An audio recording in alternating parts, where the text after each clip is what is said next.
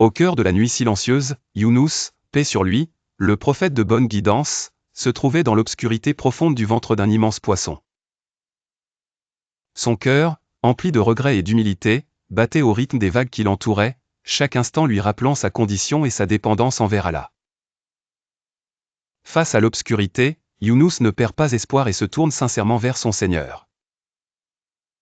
Il prononce l'invocation qu'Allah a rendue fameuse, La ilaha illa anta, subhanaka inni kuntu minaz zalimin, il n'y a de divinité digne d'adoration excepté toi, gloire à toi. J'ai été certes du nombre des injustes. Ce n'est pas le cri du désespoir, mais l'appel d'un serviteur humble, qui reconnaît ses erreurs et se purifie par la repentance sincère.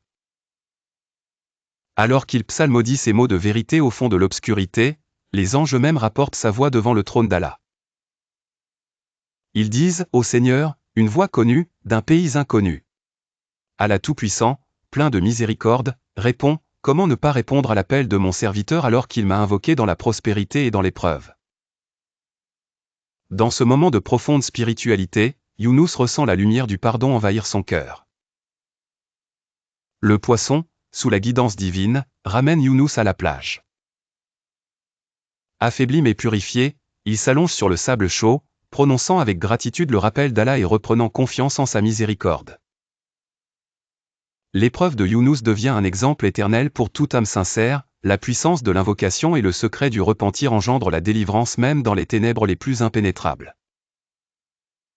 De retour parmi son peuple, Younous partage cette leçon, lorsque l'homme se tourne vers Allah dans l'humilité, la lumière de sa miséricorde chasse toutes les ombres d'erreurs passées, et fait renaître l'espoir dans le cœur du croyant. Moralité, la sincérité dans la prière et la repentance sincère ouvrent les portes de la miséricorde d'Allah et guident l'âme vers la lumière spirituelle.